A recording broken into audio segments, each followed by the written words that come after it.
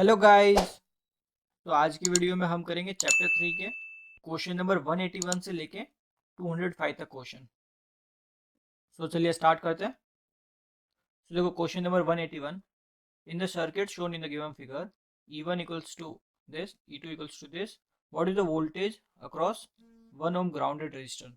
यानी आपको ये जो 1 ओम का रेजिस्टेंस है इसके अक्रॉस आपको वोल्टेज निकालना है। ठीक है, लेट्स से ये आपका V वोल्टेज है। ठीक है, यहाँ पे अब ये हमें एज्यूम करें निकालना है। तो देखो लेट्स से ये आपकी करंट की डायरेक्शन I1, ये करंट की डायरेक्शन I2, तो ये क्या हो जाएगी I1 प्लस I2। ठीक है, तो अब देखो हम KCL लगाते हैं, KCL एट V, यानी जो आपने V नोड माना है वहाँ पे KCL लगाते हैं। ठीक है, तो ये हो जाएगा देखो I1 plus I2 equals to I3, यानी कि ये वाला। ठीक है, अब देखो इन सब की वैल्यू लिखते हैं। I1 की वैल्यू क्या हो जाएगी, देखो E1 minus V divided by 1 ohm, plus I2 की वैल्यू क्या हो जाएगी E2 minus V divided by 1 ohm, I3 की हो जाएगी V बाय 1। ठीक है, तो यहाँ से आप सिंपली देख के बता सकते हो यहाँ पे क्या आएगा, ये 3V equals to E1 plus E2। तो यहाँ से आपको V की वैल्यू मिली E1 plus E2 divide by 3। ठीक है, और आपको V वोल्टेज निकालना है, तो सिंपली E1 प्लस E2 निकल जाएगा तो आपका आंसर आ जाएगा। तो देखो देयरफॉर E1 प्लस E2। ठीक है, इसको हम निकालते हैं। देखो E1 आपका क्या है, √3 cos omega T plus 30 degree, plus E2 आपका क्या है, √3 sign omega T plus 60 degree. Clear है। अब देखो इसमें हम सिंपली क्या करेंगे इसको, अब देखो √3 में कॉमन ले लेता हूँ, ये लो मैंने √3 कॉमन ले लिया। ठीक है, अब देखो यहाँ पे ये क्या है, कॉस ए प्लस बी, ये हो जाएगा साइन ए प्लस बी।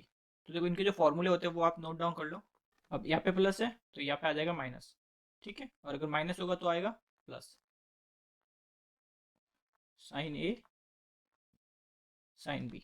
सिमिलरली साइन का जो फॉर्मूला होता है साइन ए प्लस माइनस बी। इस केस में देखो फॉर्मूला हो जाएगा साइन ए कॉस बी, इसमें सेम ही रहेगा प्लस माइनस। ठीक है, cos A sine B. Clear है, ये दोनों फॉर्मूला आपके लिए हो गए। अब देखो इसमें हम फॉर्मूला पुट करते हैं, ये क्या है कॉस ए प्लस बी, तो ये हो जाएगा कॉस ए यानी cos omega t then cos 30। ठीक है, प्लस है तो माइनस आ जाएगा, ये हो जाएगा sine omega t then sine 30 degree. तो ये तो हो गया कॉस वाला। ठीक है, अब बचा ये वाला, इसको भी क्लियर कर देते हैं। तो देखो ये हो जाएगा साइन ए प्लस बी ना, तो ये हो जाएगा देखो साइन ए कॉस बी। ठीक है, प्लस है तो प्लस ही रहेगा इसमें, तो ये प्लस ले लिया। अब इसमें क्या आ जाएगा आपका कॉस ए एंड साइन आपका हो जाएगा ये 60 डिग्री। ये आपका कंप्लीट हो गया। ठीक है, इसको सिंप्लीफाई करेंगे तो आपको मिलेगा, ये हो जाएगा इसके अंदर देखो √3/2 कॉस ओमेगा टी। ठीक है, माइनस ये हो जाएगा आपका 1/2 साइन 30 1/2 होता है ना, साइन 30 1/2। ठीक है, प्लस ये आपका हो जाएगा अगेन क्या है यहाँ पे cos 60 आपका होता है 1/2, तो 1/2 साइन ओमेगा टी। अब यहाँ पे क्या हो जाएगा प्लस साइन 60 होता है √3/2 कॉस ओमेगा टी। ठीक है, तो यहाँ पे देखो ये वाला पार्ट तो कैंसिल हो जाएगा, तो यहाँ पे आपको मिलेगा देखो √3 और ब्रैकेट में यहाँ पे आ जाएगा देखो 2 इंटू √3/2 कॉस ओमेगा टी। तो यहाँ पे देखो 2 से 2 कैंसिल, तो ये आपको ओवरऑल मिल जाएगा 3 कॉस ओमेगा टी। तो ये आपको मिला E1 प्लस E2। आपको क्या पूछा है V की वैल्यू, तो यहाँ पे देखो सिंपली वैल्यू रखेंगे। तो देखो V की वैल्यू यहाँ से क्या मिलेगी आपको 3 cos omega T divide by 3। तो यहाँ से आपको v की वैल्यू मिली cos ओमेगा t। ठीक है, तो आपका वोल्टेज क्या हुआ, cos ओमेगा t, यानी ए वाला आपका ऑप्शन करेक्ट आंसर है। अब देखो, कुछ कुछ तो क्या, ज़्यादातर लोगों को 30 डिग्री और 60 डिग्री की वैल्यू जो है वो याद नहीं रहती। ठीक है, जैसे मेरे को याद नहीं रहती, तो देखो सिंपल तरीका है, अगर आपको याद नहीं रहती तो एक सिंपल राइट एंगल ट्रायंगल बनाइए। ठीक है, ये आपका राइट एंगल ट्रायंगल हो गया, ये दो एंगल हो गए। अब देखो ये एंगल आपका है 30 डिग्री, ये एंगल आपका हो गया 60 डिग्री। ठीक है, ये हो गई 1, ये हो गई 2। ठीक है, तो ये कितना हो जाएगा आपका √3। अब देखो ये वैल्यूज है, ये एक स्टैंडर्ड ट्रायंगल है। अब इसमें देखो आप जो वैल्यू निकालनी है आपको वो निकल जाएगी। जैसे देखो आपको निकालनी है cos 30 डिग्री। ठीक है, अब पहले तो आप ये देखिए cos क्या होता है, यानी आप ऐसे लिखते हो परपेंडिकुलर, हाइपोटेनियस, परपेंडिकुलर, फिर क्या आता है, ये होता है। ठीक है, तो देखो आपको cos निकालना है, cos क्या होता है, बेस अपॉन हाइपोटेनियस, तो इसका बेस क्या हो जाएगा √3। ठीक है, और हाइपोटेनियस क्या है 2, तो cos 30 की वैल्यू कितनी हो गई √3/2। तो देखो cos 30 इक्वल टू √3/2, तो आप डायरेक्ट ऐसे भी वैल्यू निकाल सकते हो। ठीक है, ये एक स्टैंडर्ड ट्रायंगल है, आप याद रख सकते हो अगर आपको वैल्यू याद नहीं रहती तो। ठीक है, तो अगला क्वेश्चन देखते हैं। Consider two nodes A and B connected by an impedance of J5 ohm. If the voltage at node A and B are 100 angle 30 plus and 100 angle 0 respectively, the real power that can be transferred from node A to node B. तो देखो आपके पास एक node, दो node है, दोनों node के बीच में एक इम्पेडेंस कनेक्टेड है। ठीक है, ये हो गया A, ये B, और आपके बीच में कनेक्टेड है J5। A पे आपको जो वोल्टेज दिया वो दिया 100 एंगल 30 डिग्री, और बी पे जो वोल्टेज दिया वो है 100 एंगल 0। अब आपको बताना है कि रियल पावर क्या ट्रांसफर हो रही है। ठीक है, तो देखो इसका अगर मैं फेजर डायग्राम बनाता हूँ तो ये आपका होगा बी। ठीक है, एंड ये आपका हो जाएगा ए, और एंगल आपका है बीच में 30 डिग्री। ठीक है, तो देखो जो रियल पावर ट्रांसफर होती है यानी कि पी, उसका फॉर्मूला क्या होता है, आपने पढ़ा होगा पावर सिस्टम में, E1 E2 sign del divided by जो भी आपका रिएक्टेंस है। इस केस में क्या हो जाएगा, देखो 100 into 100 into sine 30 divided by 5। ठीक है, सो सॉल्व करेंगे, ये आपको मिलेगा 1000 वाट। तो आपका आंसर क्या होगा 1000 वाट। ये किसी भी ऑप्शन में नहीं है। ठीक है, आपका आंसर, करेक्ट आंसर ये होगा। तो अगला क्वेश्चन देखते हैं। If all the element in a particular network are linear then the superposition theorem would hold when the excitation is. आपकी जो सुपरपोजिशन थ्योरम है वो दोनों में अप्लाई होती है। ठीक है, एसी में भी अप्लाई कर सकते हो और डीसी में भी अप्लाई कर सकते हो, तो बोथ, इधर एसी और डीसी। ठीक है, a certain network N feeds a load resistance as shown in figure 1. It consumes power of P. If an indicated network is added in figure 2, the power consumed by the R will be। तो देखो आपके पास एक simple ये network है, तो इसमें जो power consume हो रही है वो आपकी हो रही है P। ठीक है, तो फर्स्ट नेटवर्क है, इसमें लेट्स से आपकी पावर कंज्यूम हो रही है P। ठीक है, इसकी वैल्यू होगी I² R। आई करंट में अज्यूम करके चल रहा हूँ कि इस सर्किट में आई करंट है। ठीक है, आई करंट। अब देखो एक और सेम नेटवर्क हमने एक और कनेक्ट कर दिया, तो देखो ये लेट्स से करंट आई दे रहा था पहले। ठीक है, अब एक और नेटवर्क ऐड किया, ये भी आई दे रहा है। ठीक है, टोटल करंट कितना होगा 2i। क्लियर है, तो देखो अब क्या होगा, जो लेट्स से अब इस केस में जो पावर कंज्यूम होगी उसको लिख लेते पी डैश। ठीक है, तो पी डैश क्या हो जाएगा I²R। तो करंट है आपका 2i, इसका स्क्वायर इंटू आर, आपका जो रेजिस्टेंस है, तो ये कितना हो जाएगा आपका 4i²R। ये वैल्यू किसकी, आपकी पी की, तो 4p। तो आप देख सकते हो कि आपकी जो मिनिमम वैल्यू है वो कितनी हो सकती है p। ठीक है, या तो क्या हो कि इस नेटवर्क में जो ये जो रेजिस्टेंस है ये पावर, सेम पावर कंज्यूम करे जितनी पहले कंज्यूम कर रहा था। ठीक है, ऐसा कब हो सकता है, जब नेटवर्क में कहीं पे ओपन हो जाए या फिर कोई करंट ही फ्लो नहीं हो रहा, जो नया नेटवर्क ऐड किया उसकी वजह से। ठीक है, दूसरा केस क्या हो सकता है कि मैक्सिमम पावर वो 4p ले ले, तो इस हिसाब से या तो p हो सकती है या 4p, यानी जो भी पावर होगी इन दोनों के बीच में ही रहेगी। क्लियर है, तो बिटवीन p एंड 4p। अगला क्वेश्चन देखते हैं। In the circuit shown in the figure the current source I equal to 1 ampere. तो लिखते भी जाते देखो, ये जो आई है, एक सेकंड में इसका कलर चेंज कर लेता हूँ। ये देखो, ये जो आई है ये है आपका 1 एम्पियर, ठीक है। And the voltage source 5 volt, यानी ये वाला है 5 वोल्ट। अब जितने भी रेजिस्टेंस है उन सब की वैल्यू है 1 ओम, ठीक है। और द करंट एल इंडक्टेंस जो है वो है 1 हेनरी और कैपेसिटर है 1 फैराड, ठीक है। इसने बोला है the current in ampere through R3 end voltage V respectively, यानी एक तो देखो आपको यहाँ से जो करंट हो रहा है वो निकालना है, ठीक है, और जो R3 यानी ये वाला, इसमें जो करंट फ्लो हो रहा है ये निकालना है। क्लियर है इतना? अब देखो, सिंस ये नेटवर्क क्या है आपका स्टडी स्टेट पे है, यानी कि नेटवर्क एट स्टडी स्टेट, ठीक है। और स्टडी स्टेट में क्या होता है, आपका जो इंडक्टर है वो एक शॉर्ट सर्किट की तरह काम करता है, और जो कैपेसिटर होता है वो एक ओपन सर्किट की तरह काम करता है, ठीक है। अब इसके अकॉर्डिंग अगर आप सर्किट बनाते हो वापस, तो वो इस टाइप का बनेगा। ये ओपन, ये शॉर्ट, ये एक रेजिस्टेंस, ये शॉर्ट, ये R3, एंड ये आपका 5 वोल्ट का सोर्स। यहाँ पे कैपेसिटर भी था, ठीक है, वो ओपन हो जाएगा। ये आपका 5 वोल्ट का सोर्स। अब यहाँ पे देखो, यहाँ से करंट आपका कितना आ रहा है 1 एम्पियर, ठीक है। तो ये 1 एम्पियर कंप्लीटली यहाँ तक आएगा, तो ये यहाँ तक हो गया 1 एम्पियर। अब देखो, ये जो पॉइंट है, पर्टिकुलर पॉइंट, ठीक है, यहाँ पे वोल्टेज कितना आपका, जो ये वोल्टेज सोर्स है वही तो वैल्यू यहाँ पे होगी, तो ये आपका है 5 वोल्ट। और ये जो रेजिस्टेंस है यानी R3 ये है 1 ओम, ठीक है। तो अब इस केस में इस ब्रांच में आपका करंट कितना जाएगा 5/1, यानी कि 5 एम्पियर। तो यहाँ से आपको पता चला कि जो R3 रेजिस्टेंस है उसके थ्रू करंट तो आपका जा रहा है 5 एम्पियर, ठीक है। अब देखो, करंट आपको ये वाला भी तो निकालना है, तो लेट्स से ये करंट आपका है आई 5 वोल्ट, ठीक है। अब क्या करते हैं, KCL लगाते हैं।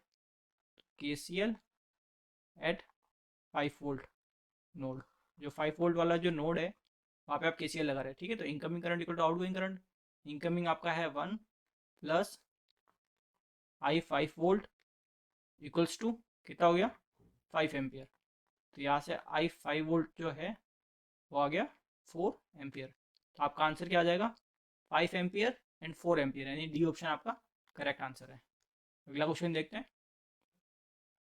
The state equation for the current I1 shown in the network shown below in terms of voltage Vx in the independent voltage Vx is given by, ठीक है, आपको ये चीज़ बतानी है।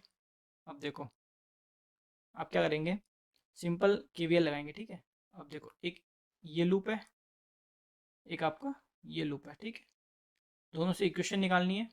तो देखो, फर्स्ट जब करोगे, यानी फर्स्ट लूप की जब बात आएगी, तब आप देखो क्या करोगे। अब देखो, आप इसमें KVL लगा रहे हो, तो पहले यहाँ पे देखो, ये I1 करंट है, ये I2 करंट है। तो यहाँ से आपका कितना करंट जा रहा होगा I1 प्लस I2, ठीक है। अब देखो KVL लगाओगे तो क्या होगा V minus 3I1 plus I2 then minus PX minus 0.5 D by dt। करंट आपका कौन सा आ जाएगा I1, ठीक है, इक्वल्स टू 0। ये आपकी हो गई एक इक्वेशन।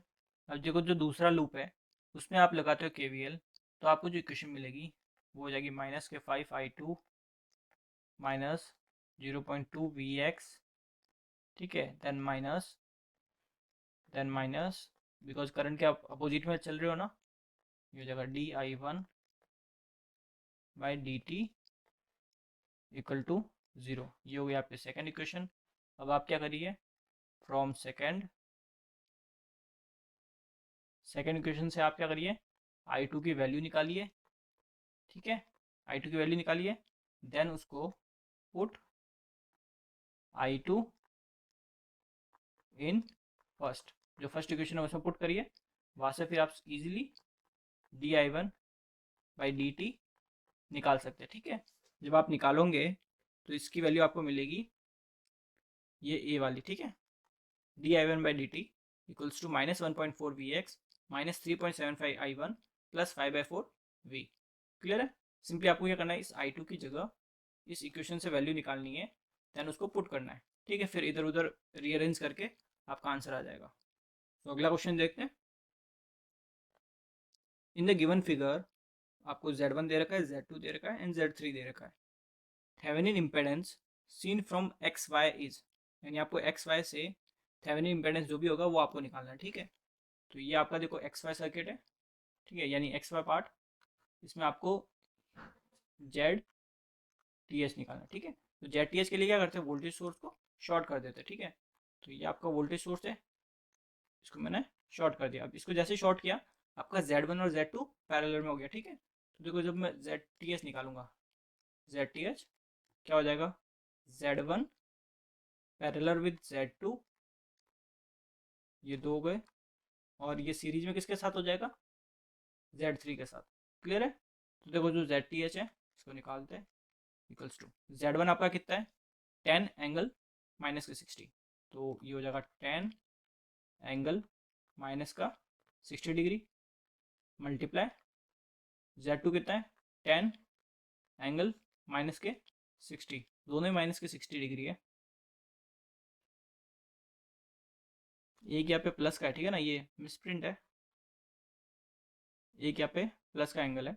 तो ये हो जाएगा 10 माइनस 60 और एक हो गया 10 प्लस 60 डिवाइडेड बाय इन दोनों का एडिशन, यानी 10 angle minus 60 plus 10 angle plus के 60 डिग्री। यहाँ तो कोई डाउट नहीं है, प्लस इसके साथ आपको Z3 ऐड हो जाएगा, वो है 50 एंगल 53.13 डिग्री। क्लियर है। अब देखो ZTH यहाँ से आपका क्या निकला, ZTH इक्वल्स टू, ऊपर तो देखो क्या हो जाएगा, जब मल्टीप्लिकेशन में होता है तो एंगल क्या होता है आपके ऐड हो जाते हैं, बट यहाँ पे आपके एंगल 0 हो जाएंगे। तो 10 नहीं सॉरी, ये 100 एंगल 0 डिवाइडेड बाय, अब नीचे का देखो कैसे सॉल्व करेंगे हम। 10 को पहले आप कॉमन ले लीजिए, जैसे आप कॉमन लेंगे अंदर क्या बचेगा, 1 एंगल आपका आ गया माइनस का 60 डिग्री, ठीक है, प्लस 1 एंगल आ गया प्लस का 60 डिग्री, ठीक है। और यहाँ पे ये हो जाएगा प्लस 50 एंगल आपका है 53.13 डिग्री। सो देखो यहाँ पे नीचे वाली टर्म को सॉल्व करें, ठीक है, यानी देखो एंगल आपका है माइनस 60 देन प्लस 60, यही है, ठीक है। तो ऐसे अगर कोई भी आपके सेम एंगल होते हैं तो उसकी वैल्यू देखो कैसे निकालते हैं, सिंपल देखो ये क्या हो जाएगा, कॉस का 60, ठीक है, देन हो जाएगा माइनस का जे साइन 60, ठीक है, और इस केस में क्या हो जाएगा, प्लस का कॉस 60 देन प्लस का जे साइन 60। तो देखो इस केस में आपका ये वाला पार्ट तो कट जाएगा, यानी कि जब भी आपका ऐसे इक्वल एंड अपोजिट एंगल दे रखे हो ना, तो हमेशा जो इमेजरी पार्ट है वो कैंसिल आउट हो जाता है, ठीक है। कॉस 60 आपका होता है 1/2 एंड कॉस 60 ये भी 1/2, तो टोटल कितना हो जाएगा 1, तो इसकी वैल्यू हमेशा क्या रहेगी 1। तो ये 1 आ गया, तो यहाँ से आप देखो ये एक जीरो से एक कट जाएगा, तो यहाँ से ZTH क्या आएगा, देखो ZTH equals to 10 angle 0 degree plus 50, यहाँ पे एंगल आ गया ये 53.13 डिग्री। यहाँ तक आपका क्लियर है। अब देखो अगर मैं आपको बोलूँ कि आपको ये क्वेश्चन बिना कैलकुलेटर के सॉल्व करना है तो आप कैसे सॉल्व करोगे, तो देखो बहुत इजी है, सिंपली देखो एक सिंपल एक ट्राइंगल आप याद रखो, ठीक है। जैसे देखो मैंने फर्स्ट क्वेश्चन में आपको एक स्टैंडर्ड ट्राइंगल याद दिलाया है ना, वैसे देखो एक ट्राइंगल होता है, यहाँ पर एक ट्राइंगल है स्टैंडर्ड ट्राइंगल, ठीक है। यहाँ पे ये एंगल होता है आपका 53 डिग्री एंड ये एंगल आपका होता है 37 डिग्री। इसमें देखो ये वैल्यू 3 ये 4, तो हाइपोटेन्यूज कितना आ जाएगा, इसका स्क्वायर देन रूट में, तो 25 होगा, 25 का रूट 5। तो ये एक स्टैंडर्ड ट्राइंगल है। बाकी आपको ये पता ही है, perpendicular base perpendicular, hypotenuse base. इसमें आपको ये तो पता ही कि ये साइन का होता है, ये कॉस का होता है, ठीक है, वैसे ये टेन का होता है, और उल्टा चले तो नीचे कॉट वगैरह उन सब का होता है, ठीक है। तो देखो यहाँ पे आपको वैल्यू निकालनी पड़ेगी ना, तो देखो सिंपल निकालते हैं। तो ZTH कितना हो जाएगा, देखो 10 प्लस ये हो गया 50, ठीक है। अब अंदर देखो ये पहले क्या लिखेंगे हम, कॉस 53.13 डिग्री। क्लियर। प्लस जे साइन 53.13 डिग्री। यहाँ तक क्लियर है? अब देखो 0.13 है ना, अपने पास 53 डिग्री की वैल्यू निकालना आती है अपने को, ठीक है, तो उसमें कोई प्रॉब्लम नहीं है। थोड़ा सा माइनर, थोड़ा सा डिफरेंस होगा, ठीक है। तो अगर आपके पास कैलकुलेटर नहीं है तो आप ऐसे सॉल्व कर सकते हो। तो देखो पहले आपको चाहिए कॉस की, तो चलिए कॉस 53 के निकालते हैं, कॉस 53 डिग्री की, ठीक है। तो 53 कहाँ पे, ये रहा। एंगल के सामने वाला हमसे क्या होता है, परपेंडिकुलर। तो यहाँ पे 4 परपेंडिकुलर है, एंड ये आपका क्या हो जाएगा, बेस। तो इसका देखो कॉस का फॉर्मूला होता है बेस अपन हाइपोटेनियस। बेस है 3, हाइपोटेनियस है 5। कॉस 53 की वैल्यू निकाल दी, साइन 53 की निकालिए। साइन 53 क्या हो जाएगा, देखो ये रहा एंगल, सामने परपेंडिकुलर, देन बेस, और ये हाइपोटेनियस। तो साइन होता है परपेंडिकुलर अपन हाइपोटेनियस, ये परपेंडिकुलर है, ये हाइपोटेनियस, तो ये हो जाएगा 4/5। तो देखो सिंपली वैल्यू पुट करते हैं, तो ZTH क्या आया, 10 प्लस 50 इंटू 4/5, ठीक है, प्लस इसको सॉल्व करेंगे तो ये कितना हो जाएगा, देखो 50 मल्टीप्लाई, एक सेकेंड ये यहाँ पे मिस्टेक हो गई, ये आपका आएगा 3/5, एंड ये आपका J 4/5। क्लियर है? तो देखो ये सिम दोनों ही 5 दोनों में ही है, ठीक है। तो ये आपका टोटल हो जाएगा ZTH, ये आपका आ जाएगा 30 प्लस 10 40, प्लस ये कितना आ जाएगा, देखिए 10 एंड 40, तो ये आ गया J 40। देखो अगेन सेम आ गया ना, सेम में मैंने बताया था क्या होता है। देखो सिंपल 40 को कॉमन लीजिए, ठीक है, कॉमन ले लिया। अब अंदर क्या आएगा, 1 का स्क्वायर प्लस 1 का स्क्वायर रूट में, देन एंगल आप कैसे लिखोगे, tan इनवर्स 1 डिवाइड बाय 1, ठीक है। बेसिकली यहाँ पे क्या किया, देखो मैंने 40 को जैसे कॉमन लूंगा ना, तो अंदर आपको बचेगा 41 प्लस जे बचेगा, ठीक है। तो 1 प्लस जे जो टर्म बची ना, इसका मैंने मैग्नीट्यूड ले लिया और इसका एंगल निकाल दिया। तो देखो यहाँ से डायरेक्ट ZTH आपके पास निकल गया। ZTH आपका आया, देखो √2 इंटू 40, और एंगल आपका कितना आएगा, tan इनवर्स 1 कितना होता है, 45 डिग्री। क्लियर है? अब इन √2 की वैल्यू आपको पता होगी, इसको सिंपल आप 40 से मल्टीप्लाई करोगे, ठीक है।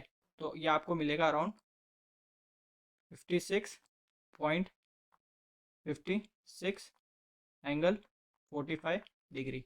तो अब यहाँ पे देख सकते हो आपका ए वाला ऑप्शन करेक्ट आंसर होगा, ठीक है। देख लो एकदम क्लोज वैल्यू मिली है, और हमने एक भी स्टेप पे कैलकुलेटर की जरूरत हमें नहीं थी, ठीक है। आप खुद ही देख के बता सकते हो, किसी भी एंगल की वैल्यू निकालनी थी वहाँ पे भी हमें कैलकुलेटर की जरूरत नहीं पड़ी, बिकॉज हमें सारे स्टैंडर्ड वैल्यू वगैरह निकालनी आती थी। क्लियर है? तो अगला क्वेश्चन देखते हैं। In the figure, the current source is 1 angle 0 ampere, R equal to 1 ohm. The impedance are ZC equals to minus J ohm and ZL equal to 2 J ohm. The Thevenin equivalent looking in the circuit across XY is, आपको निकालना है Thevenin equivalent, ठीक है, ZTH। तो देखो ZTH के लिए हम क्या करते हैं, करंट सोर्स को ओपन कर देंगे, ठीक है। तो यहाँ पे जैसे आप इसको ओपन करोगे तो आपका ZTH क्या हो जाएगा, देखो ZTH equals to R plus j XL minus XC, ठीक है। तो सिंपली देखो वैल्यूज पुट करते हैं, तो ZTH आ गया, आर आ गया आपका 1 ओम, प्लस जे एक्सएल आपको दे दिया 2, एक्सी आपको दे दिया 1, तो ZTH आपका निकल गया 1 प्लस जे, ठीक है। तो आपने देखो ZTH निकाल दिया। दूसरा आपको क्या निकालने को बोला इसने, इसने बोला है कि आप थेवेनिन इक्विवेलेंट यानी वोल्टेज भी निकालना पड़ेगा आपको, VTH भी निकालना है, ठीक है। तो देखो VTH निकालने के लिए हम क्या करेंगे, सिंपली आपने ZTH तो निकाल दिया, अब आपको VTH निकालना है।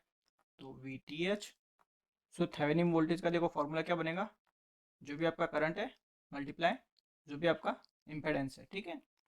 तो इस केस में क्या हो जाएगा, देखो करंट आपका है 1 एंगल 0 मल्टीप्लाई इम्पेडेंस आपका कितना है 1 प्लस जे। क्लियर है? अब ये जो 1 प्लस जे है, इसका सिंपली अगर मैग्नीट्यूड निकालोगे तो ईजी है, कैसे निकल जाएगा, देखो 1 का स्क्वायर प्लस 1 का स्क्वायर, ये चीज़ मैंने लास्ट क्वेश्चन में बताई थी, ठीक है। एंगल आपका क्या होगा, tan इनवर्स 1/1 यानी 45 डिग्री। तो यहाँ से आपको थेवेनिन वोल्टेज वैल्यू कितनी मिली, √2 एंगल 45 डिग्री, ठीक है। तो आपका एक ये आंसर हो गया। तो आंसर क्या हो जाएगा, देखो √2 एंगल 45 एंड 1 प्लस जे ओम। ठीक है, तो आंसर आपका हो जाएगा डी वाला करेक्ट। तो अगला क्वेश्चन देखते हैं। The Thevenin equivalent of a circuit operating at omega equals to 5 radian per second. ठीक है, आपको जो फ्रीक्वेंसी दी है वो कितनी दी है, 5 radian per second. Has VOC यानी ओपन सर्किट वोल्टेज कितना है, 3.71, एंगल आ गया 15.9 डिग्री। इसको देखो यहाँ से समझो एक बार, वी ओ सी, ठीक है, जिसको आप बोलते हो Thevenin voltage equals to 3.71 angle minus 15.9 degree. ये क्वेश्चन में सिर्फ ये वैल्यूज वगैरह जो दिए ना, ये कंफ्यूज करने के लिए दिया और कोई बात नहीं है। ठीक है, और जो जेड ओ यानी जेड टी एच, ठीक है, ये आपको है 2.38 माइनस जे 0.667।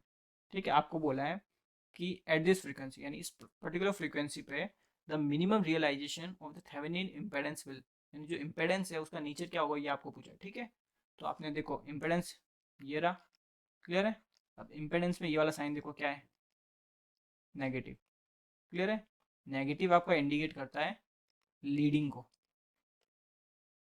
लीडिंग को। ठीक है, तो लीडिंग में क्या होता है आपका, कैपेसिटिव नेचर होता है, यानी कैपेसिटर होगा इसमें, इस पर्टिकुलर सर्किट में, एंड एक आपका रेजिस्टेंस तो होगा ही।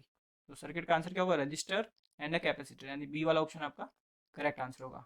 आप देखो ऐसे भी समझ सकते हो, देखो नॉर्मली आप जेड को क्या लिखते हो, R plus G XL minus XC. ठीक है, अब देखो क्या हो सकता है इस केस में, दो फॉर्मूले बन सकते हैं, एक बन सकता है आर प्लस जे एक्स, ठीक है, और आर माइनस जे एक्स। अब देखो पॉजिटिव का मतलब होता है कि ये आपका लैगिंग है, ठीक है, लैगिंग नेचर यानी उसमें इंडक्टिव होगा, और जब नेगेटिव है इसका मतलब है वो लीडिंग है। ठीक है, एडमिटेंस में ये जस्ट अपोजिट हो जाता है। अगला क्वेश्चन देखते हैं। Norton theorem state that a complex network connected to a load can be replaced with an equivalent impedance in parallel with current source। ठीक है, सिंपल नॉर्टन थ्योरम है।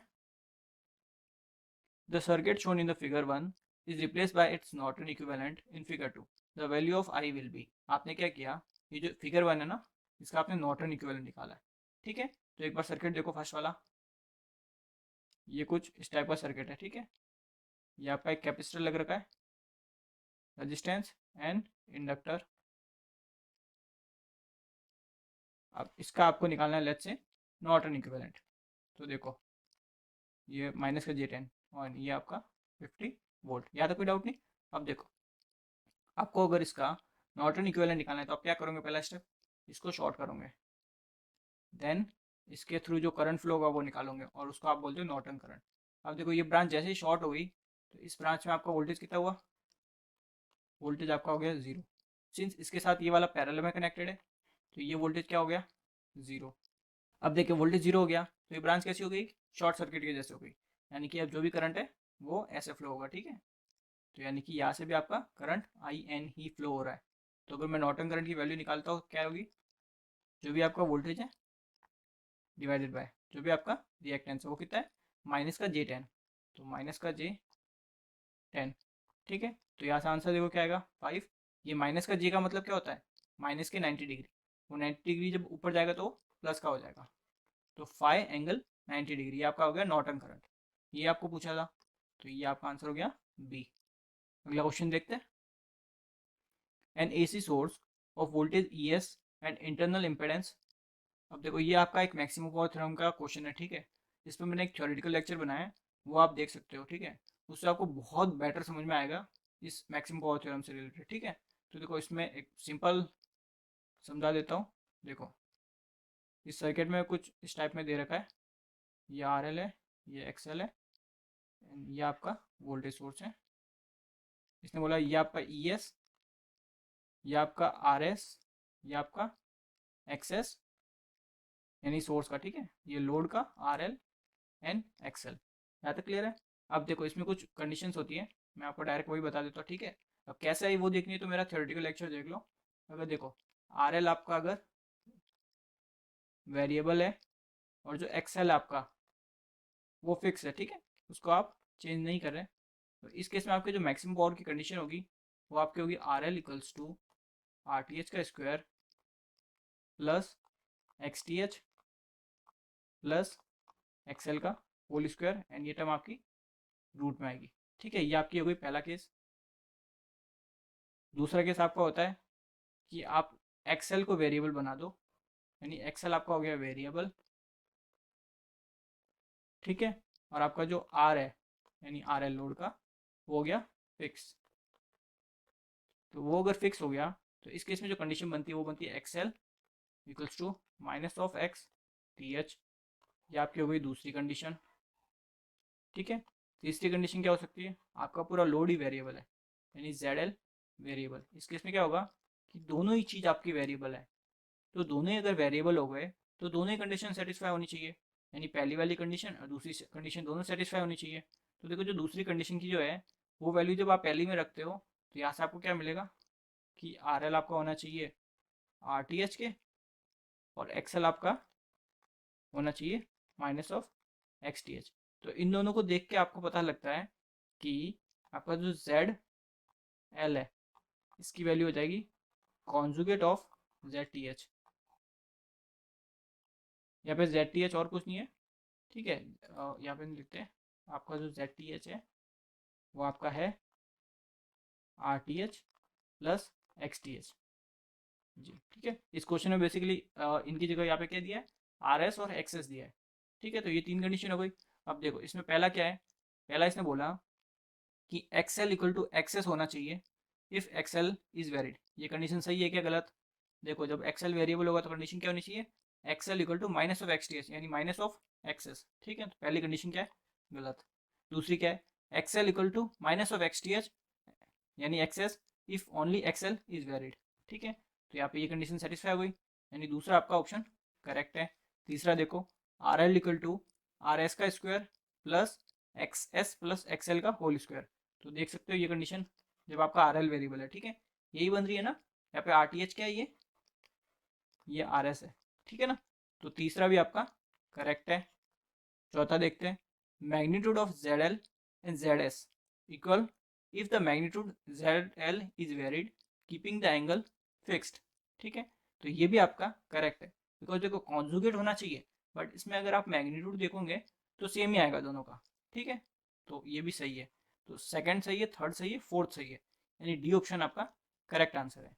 फिर देखो आपको अभी भी समझ में नहीं आया तो मेरा थ्योरी वाला लेक्चर देखना, उसमें मैंने बहुत डिटेल में आपको जो थ्योरम है maximum power theorem particular AC circuit के लिए बहुत अच्छे से समझा रखी है, ठीक है। तो अगला क्वेश्चन देखते हैं, under the condition of maximum power transfer from an AC source to a variable load, ठीक है। आप क्या कर रहे हो, जब आपकी मैक्सिमम पावर ट्रांसफर कंडीशन जो है, ठीक है, वो सेटिस्फाई हो रही है किसी भी एसी सोर्स में, तो उस केस में क्या होता है आपका जेड एल इक्वल होता है जेड टी एच के कॉन्जुगेट के, ठीक है। लास्ट क्वेश्चन में बता दिया मैंने। दूसरी कंडीशन देखते हैं, X L equals to X T H minus का, ठीक है। अब इस कंडीशन को एक और तरीके से आप कैसे लिख सकते हो, X L plus X T H equal to zero, ठीक है। ये भी सही है एक तरीका लिखने का। तो ये क्या जगह देखो, the sum of source reactance, source मतलब एक्स टी एच, ठीक है, या फिर X S and load reactance यानी कि एक्स एल इज जीरो। तो सी ऑप्शन आपका करेक्ट आंसर है। क्लियर है। अगला क्वेश्चन देखते हैं, if the combined generator and line impedance is कितना है 5 प्लस जी ओम, यानी कि देखो तो ये आपका हो गया जेड एल, जेड एल है वेरिएबल। अब इसने बोला जेड एल की क्या वैल्यू रखें कि इस जेड एल को मैक्सिमम पावर मिलने लग जाए। तो कंडीशन क्या है, जब जेड एल वेरिएबल हो ये इक्वल होना चाहिए जेड टी एच के कॉन्जुगेट के। तो जेड टी एच कितना है 5 प्लस जे, तो ये क्या हो जाएगा 5 माइनस जे ओम, ये आपका आंसर हो जाएगा, ठीक है। कॉन्जुगेट मतलब जहाँ पे प्लस जे उसको माइनस जे कर दो, तो इसका आंसर हो गया बी। अगला क्वेश्चन देखते हैं, a source Vs equals to V cos 100 pi t has an internal impedance of 4 plus j3 ohm. If a purely resistive load connected to this source has to extract maximum power out of the source, its value in ohm should be. So देखो ये आपका हो गया Vs, ठीक है। अब इसका जो इंटरनल इम्पेडेंस यानी सिंपल समझो थेवेनिन ही बोल दो, ठीक है। अब इसने बोला एक प्योरली रजिस्टर्ड सोर्स कनेक्टेड, ठीक है, ये प्योरली रजिस्टिव हो गया, ये एकदम आर हो गया, ठीक है। ये आपका वेरिएबल है, यहाँ पे इसकी वैल्यू दी है 4 प्लस J3, इसकी वैल्यू दी है V cos 100 पाई टी। यहाँ तक क्लियर है। अब देखो इसने बोला इस आर की क्या वैल्यू रखे कि आपका जो सोर्स है वो इस रेजिस्टेंस को मैक्सिमम पावर देगा, ठीक है। तो देखो जब आपका आर वेरिएबल होता है, आर वेरिएबल, ठीक है, जब आर वेरिएबल होता है तो कंडीशन मैंने क्या बताई, आर इक्वल्स टू जो भी आपका देखो सोर्स का स्क्वायर देन सोर्स रिएक्टेंस का स्क्वायर प्लस जो भी लोड रिएक्टेंस है, एक सेकेंड, ये ब्रैकेट में स्क्वायर, ठीक है, देन ये आपका रूट में, यही होता है। बट यहाँ पे देखो एक्सएल तो जीरो है, ठीक है, बिकॉज रिएक्टिव पार्ट नहीं है लोड में कोई भी। तो यहाँ से इसके अकॉर्डिंग वैल्यू कितनी हो जाएगी, देखो 4 का स्क्वायर प्लस यहाँ पे हो जाएगा ये 0 प्लस 3 का स्क्वायर, ये एक्सएल जीरो है इसलिए, ठीक है ना। तो ये वैल्यू आपको कितनी मिली, आर इक्वल्स टू 5 ओम। यानी अगर आप इस रेजिस्टेंस की वैल्यू 5 ओम रखते हो तो इस रेजिस्टेंस को मैक्सिमम पावर मिलेगी, ठीक है। तो सी आपका ऑप्शन करेक्ट आंसर है। अगला क्वेश्चन देखते हैं। The maximum power that can be transfer to load ZL in the given circuit is, यानी आपका देखो यहाँ पे ZL क्या है, वेरिएबल है, ठीक है। तो पहले तो मेरे को ZL की एक बार वैल्यू बताइए, ZL की वैल्यू क्या होगी, ZTH का कॉन्जुगेट, ठीक है, वो हो जाएगी आपकी 10 माइनस J50 ओम, ठीक है। वैसे फिलहाल मेरे को निकालने की वैल्यू जरूरत भी नहीं है, हम डायरेक्ट भी पावर मैक्सिमम पावर निकाल सकते हैं, ठीक है। देखो जो मैक्सिमम पावर होगी पी मैक्स, उसका डायरेक्ट फार्मूला होता है जो भी आपका वोल्टेज है उसका square divide by 4 times of R L. अब ये जो आर एल है इसकी जगह आप आर टी एच भी रख सकते हो, क्यों, बिकॉज आपका जब जेड एल वेरिएबल होता है तब आपकी कंडीशन मैंने बताई थी क्या होती है, R L equal to R T H and X L equal to minus of X T H. Clear है। अगर अच्छे से समझना है तो मेरा थ्योरेटिकल वाला लेक्चर देख लो। अब देखो इसमें आर एल को आर टी एच भी रख सकते हो।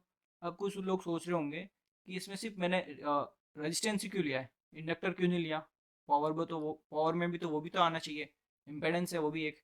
बट आपका जो रेजिस्टेंस है वो ही आपका पावर सिर्फ कंज्यूम करता है, ठीक है। तो रेजिस्टेंस ही रेस्पॉन्सिबल है आपके पावर के लिए। तो यहाँ पे हो जाएगा V कितना है 50 into 50 divided by 4 multiply R L कितना है 10 ओम। तो ये कितना जाएगा देखो 10 से 10 कैंसिल, क्लियर है। ये चला गया 2 टाइम्स, ये आपका चला गया 25, ये आपका कितना जाएगा 125, 125 डिवाइड बाई 2 ये आ जाएगा 62.5। तो 62.5 वॉट, यानी कि आपका बी वाला ऑप्शन करेक्ट आंसर है, ठीक है। अगला क्वेश्चन देखते हैं। सो अगला क्वेश्चन देखो ये, the impedance seen by the source in the circuit shown is given by, यानी कि आपका देखो ये सोर्स है, ये आपका सोर्स है, ठीक है। तो यहाँ से आपको कितना इम्पेडेंस दिखेगा वो आपको निकालना है, ठीक है। तो देखो इसमें क्या करेंगे हम, ये एक ट्रांसफार्मर है, तो देखो ट्रांसफार्मर में हमको क्या करना पड़ेगा, इस ZL यानी जो लोड इम्पेडेंस है ये सेकेंडरी की साइड है, इसको प्राइमरी की तरफ शिफ्ट करना पड़ेगा, ठीक है। देखो जैसे इसको प्राइमरी की तरफ शिफ्ट करोगे तो अब जो इक्विवेलेंट बनेगा वो कुछ इस टाइप में बनेगा। देखो अब ये जो ZL है ना, इसको लिख लेते हैं ZL डैश, ठीक है। इसकी देखो ZL डैश की वैल्यू क्या हो जाएगी, ZL dash equals to A square into जो भी आपके ZL की वैल्यू है। अब यहाँ पे ए की वैल्यू, ए क्या है यहाँ पे, ये आपका है ये ट्रांसफॉर्मेशन रेशियो जो दे रखा है 1/4, ठीक है। तो देखो सेकेंडरी से प्राइमरी में शिफ्ट करते हैं इम्पेडेंस को तो ए से स्क्वायर हो जाता है, ठीक है। तो ये हो जाएगा ZL डिवाइडेड बाय 16, यानी कि 10/16, एंगल आपका यहाँ पे ये 30 डिग्री, ठीक है। तो यहाँ पे ZL डैश की आपको वैल्यू मिल गई 10/16 एंगल 30 डिग्री, ठीक है। अब यहाँ से सिंपल आपको इम्पेडेंस निकालना है तो निकाल सकते हो। तो देखो जो Z आप निकालोगे यहाँ से तो Z क्या हो जाएगा 4 ohm minus J2 plus 10/16 angle 30 degree. अब इसको जब आप सॉल्व करोगे, यानी कि देखो 10/16 cos 30 प्लस जे 10/16 sin 30, ठीक है। इसको सॉल्व करेंगे तो ये आपको मिलेगा 0.54 प्लस जे 0.31। अब देखो जो जे वाली टर्म है उनको एक साथ लो और रियल वाली टर्म को एक साथ लो, तो आपको ये मिल गया 4.54 माइनस जे, बिकॉज देखो यहाँ पे माइनस का टर्म बड़ी है, ठीक है, इसलिए ठीक है 1.69 ओम। तो आपको कितना मिलेगा 4.54 माइनस जे 1.69 ओम, यानी सी ऑप्शन आपका करेक्ट आंसर है। अगला क्वेश्चन देखते हैं।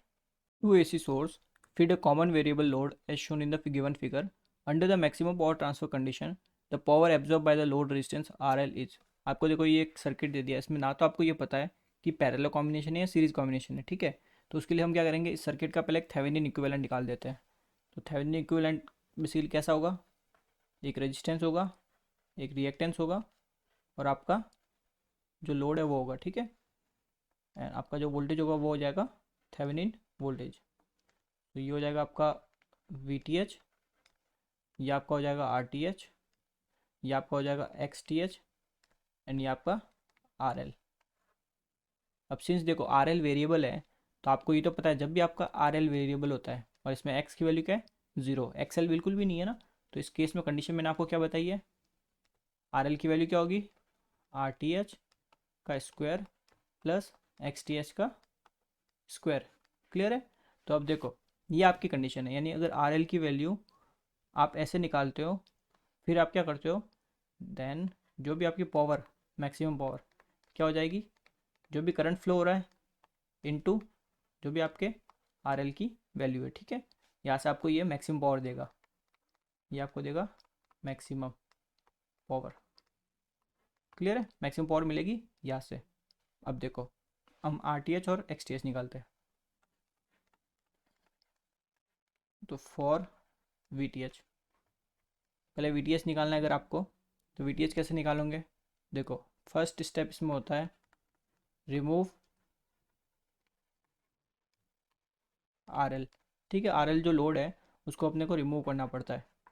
तो देखो हमने रिमूव कर दिया, ठीक है, ये आपका रिमूव हो गया।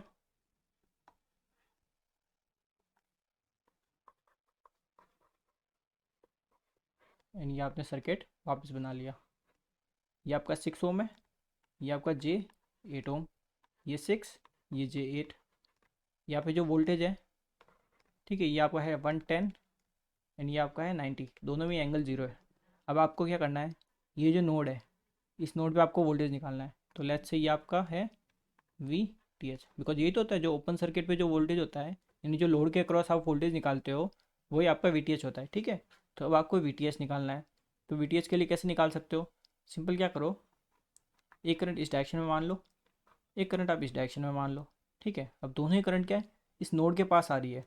तो जब आप KCL लगाते हो यहाँ पे, तो देखो KCL एट VTH, यानी VTH के वहाँ पे आप KCL लगाओगे, तो देखो क्या हो जाएगा 110 माइनस जो भी आपके VTH है divided by 6 plus J8 plus similarly यहाँ पे क्या हो जाएगा 90 minus VTH divided 6 plus J8 equals to 0। तो यहाँ से देखो VTH की सिंपल डायरेक्ट वैल्यू मिल जाएगी आपको, वो आई आपके 200 वोल्ट।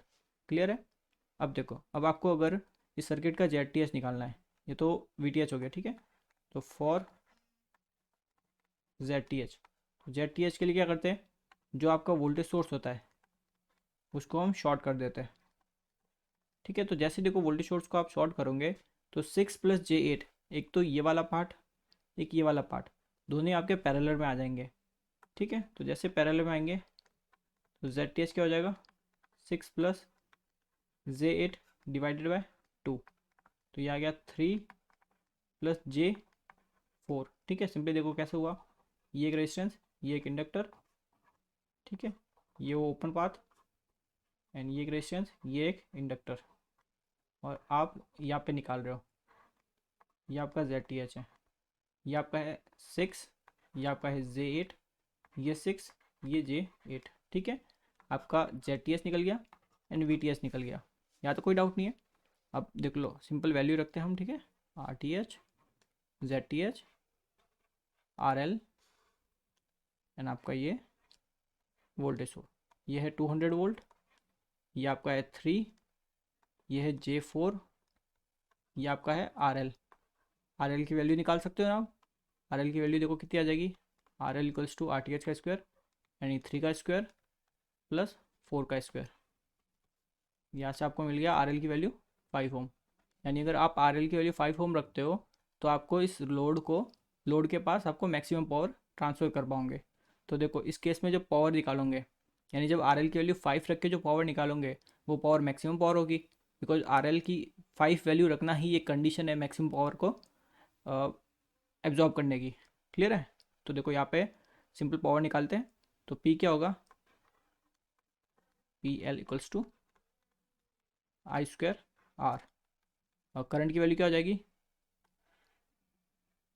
करंट की वैल्यू क्या हो जाएगी इसमें, वोल्टेज डिवाइडेड बाय जो भी आपका सर्किट का रिएक्टेंस है या फिर इम्पेडेंस बोल सकते हो, ठीक है। तो ये हो जाएगा देखो VTH डिवाइडेड बाय जो भी आपका RTH है प्लस जो भी आपका RL है, ठीक है, इसका स्क्वायर प्लस आपका XTH का स्क्वायर। तो ये तो आपका आएगा करंट, ठीक है। अब करंट का आपको क्या करना है, स्क्वायर। तो इसका आप करोगे स्क्वायर फिर मल्टीप्लाई आपका RL, ये आपका RL है, ठीक है। तो इसमें देखो सिंपल वैल्यू आप रखोगे सारी, ठीक है। VTH 200, RTH आपका क्या है 3, RL आपका कितना है 5, XTH कितना है 4, सारी वैल्यूज़ पुट करोगे तो करंट की आपकी वैल्यू आएगी 11.18 का आपको स्क्वायर और करना है, फिर इसको आपको 5 से मल्टीप्लाई करना है। तो ये आपको मिलेगा 625.9 वाट, ठीक है। तो मैक्सिमम पावर कितनी हो रही है आपकी एब्जॉर्ब, 625.9 वाट, यानी आपका डी ऑप्शन करेक्ट आंसर होगा। क्लियर है। अब देखो ये जो कंडीशंस वगैरह है ये मैंने थ्योरेटिकल लेक्चर में आपको डिटेल में समझा रखा है, सारी कंडीशन जो जो केस बनते हैं, ठीक है, एग्जाम में, वो आप थ्योरेटिकल लेक्चर देख सकते हो अगर आपको देखना है तो, ठीक है। उससे आपको और अच्छे से समझ में आएगी मैक्सिमम पावर ट्रांसफर थ्योरम। तो अगला क्वेश्चन देखते हैं। According to maximum power transfer theorem, when is the maximum power absorb by one network from other network, यानी कब आपकी मैक्सिमम पावर जो है एब्जॉर्ब होती है एक नेटवर्क से दूसरे नेटवर्क में, तो उसकी कंडीशन पूछिए, ठीक है। तो आपको बताए कि जो लोड इम्पेडेंस है वो कॉन्जुगेट के इक्वल होना चाहिए थेवेनिन का, ठीक है। तो the impedance of one is the complex conjugate of other, ठीक है, यानी बी ऑप्शन आपका करेक्ट आंसर है। अगला क्वेश्चन देखते हैं। The maximum power will be transfer from a voltage source to a load, कब होगा, जब आपका जो लोड का इम्पेडेंस है वो आपका जो भी सोर्स का इम्पेडेंस है उसके कॉन्जुगेट के इक्वल होगा, ठीक है। या तो ये कंडीशन बोल सकते हैं या फिर अगर इसका मैग्नीट्यूड बोले, दोनों का मैग्नीट्यूड इक्वल हो, ठीक है। तो इसके अकॉर्डिंग अब देखो ऑप्शन में क्या दे रखा है, ठीक है। ऑप्शन में देखो the source impedance is equal to that of load impedance, यानी बी वाला आपका ऑप्शन करेक्ट होगा, बिकॉज इसमें देखो कॉन्जुगेट वाली कोई ऑप्शन नहीं दे रखा, इसलिए हम ये वाला लेके चलेंगे। क्लियर है। 201 देखो, a voltage source connected to a load has an EMF of 10 volt, ठीक है। तो देखो EMF आपका कितना है 10 वोल्ट, आपका जो इम्पेडेंस है वो कितना है 500 प्लस J100। The maximum power that can be transfer to the load, maximum power कितनी ट्रांसफर होगी, सिंपल है देखो P मैक्स इक्वल टू जो भी वोल्टेज है 4 टाइम्स ऑफ RL, ठीक है। ये केस किसका होगा आपके, अगर देखो कुछ भी मेंशन नहीं कर रखा इसका मतलब आप ZL को वेरिएबल लेके चलोगे पूरा, ठीक है ना। तो इस केस में हो जाएगा 10 डिवाइडेड बाय 4 इंटू 500, ठीक है। इसको सिंपली सॉल्व करेंगे आपको मिलेगा 0.05 वाट, यानी आपका सी ऑप्शन करेक्ट आंसर होगा। अगला क्वेश्चन देखते हैं। In the circuit shown below the value of capacitor C required for maximum power to be transfer to the load, यानी आपको ये जो बॉक्स दे रखा है ये आपका लोड है, ठीक है ना, ये कंप्लीट आपका लोड है। इसमें आपको बताना है कि C की क्या वैल्यू रखे कि इस लोड को मैक्सिमम पावर मिलने लग जाए, ठीक है। अब देखो यहाँ पे ये जो है 1 ओम एंड जो कैपेसिटर C, ये दोनों किस में पैरेलल में, ठीक है। तो देखो ये जो लोड है ये लोड थोड़ा सर्किट थोड़ा कॉम्प्लिकेटेड दे रखा है, इसको थोड़ा सर्किट को सिंप्लीफाई कर देते हैं, यानी इस लोड को थोड़ा सिंप्लीफाई करते हैं। तो देखो ये जो है इसका पहले हम इक्विवेलेंट निकालते हैं, तो उसको लेट्स से मैंने नाम दे दिया जेड। तो जेड की वैल्यू क्या होगी, 1 ohm parallel with 1/J omega C. यहाँ तो कोई डाउट नहीं है, ठीक है। तो देखो इसको सिंपली सॉल्व करते हैं। पैरेलल में तो क्या होगा, ऊपर मल्टीप्लाई, नीचे डिवाइड, नीचे सॉरी एडिशन।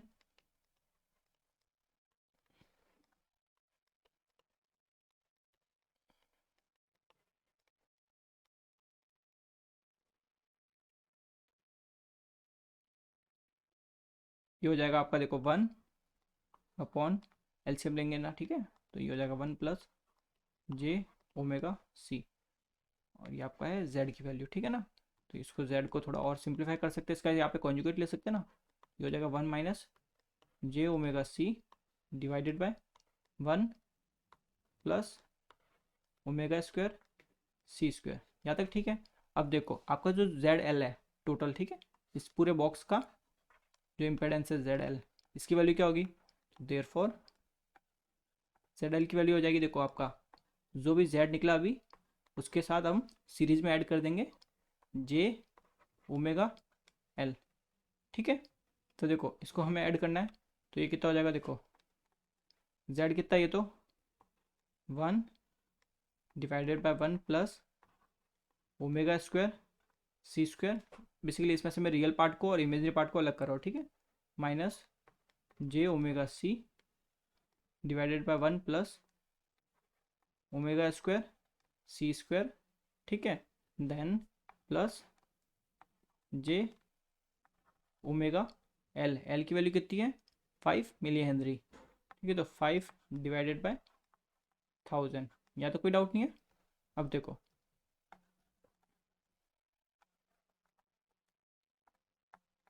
यहाँ पे रियल पार्ट तो ये हो गया ना, 1/1 + ओमेगा स्क्वायर देन सी स्क्वायर माइनस, यहाँ पे जे को कॉमन ले लेते हैं, अंदर आपका बचेगा omega C divided by 1 + omega square C square plus J omega 5 divided by 1000।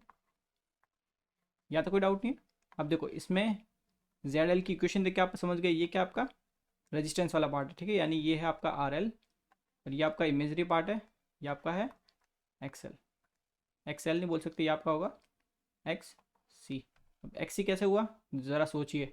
यहाँ पे क्या ये नेगेटिव साइन है। नेगेटिव साइन कब आता है, जब इम्पेडेंस में, जब आपका ये जो कैपेसिटिव इफेक्ट है ये स्ट्रॉन्ग होता है। तो ये जो इमेजरी पार्ट है यहाँ पे ये XC है, ठीक है।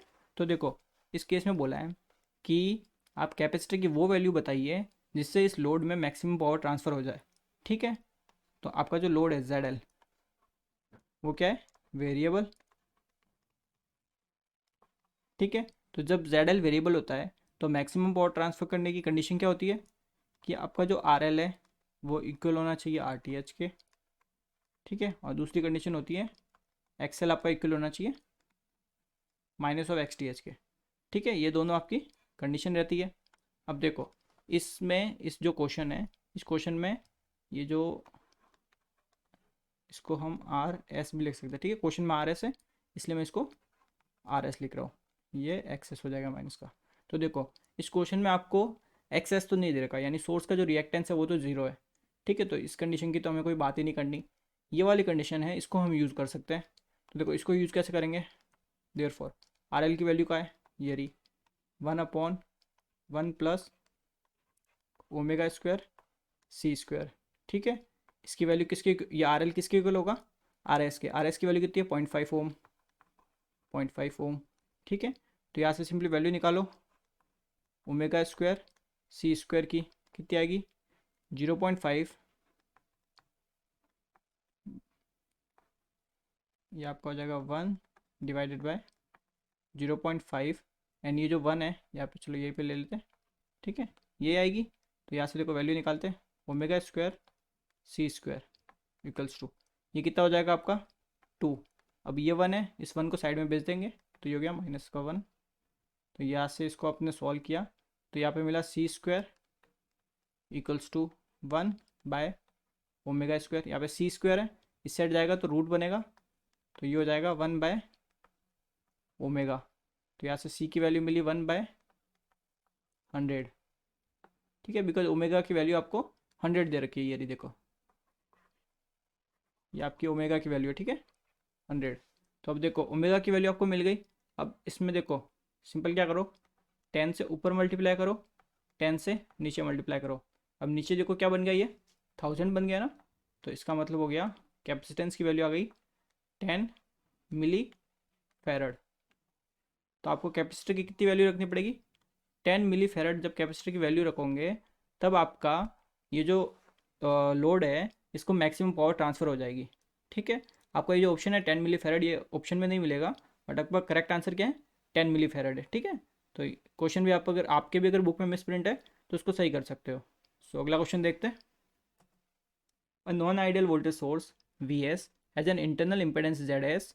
If a purely resistive load is to be chosen, maximize the power transfer to the load. Its value must be Zs में अगर आपका RL वेरिएबल है, ठीक है, RL आपका सिंपल RL बोला है इसने वेरिएबल, तो इस केस में कंडीशन क्या होती है, RL की वैल्यू क्या होती है, RTH का स्क्वायर प्लस XTH का स्क्वायर एंड ये रूट में। तो ये बेसिकली आपने क्या किया है, मैग्नीट्यूड निकाला है आपका ZTH का, यानी RL किसके इक्वल होगा, मैग्नीट्यूड ऑफ थेवेनिन इम्पेडेंस बोलो या फिर सोर्स इम्पेडेंस, तो मैग्नीट्यूड ऑफ ZS, यानी सी ऑप्शन आपका करेक्ट आंसर होगा।